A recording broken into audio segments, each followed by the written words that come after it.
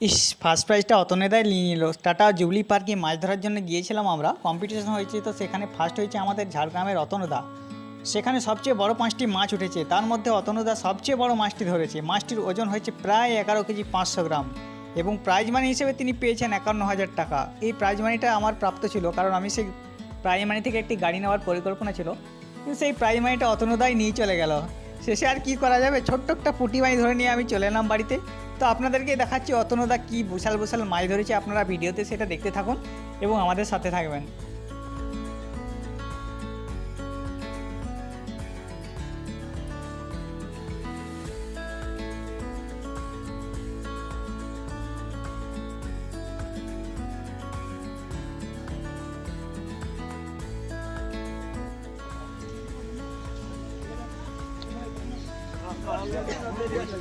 এখন ল্যান্ডিং লাগবে না।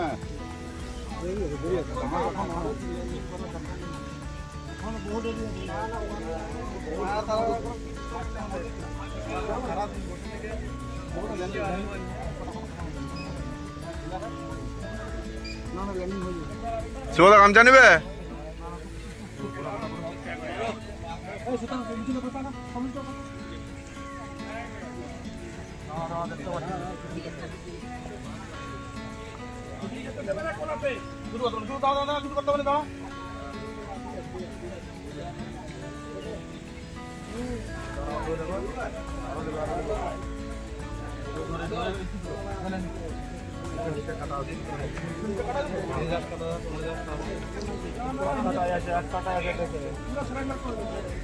सभी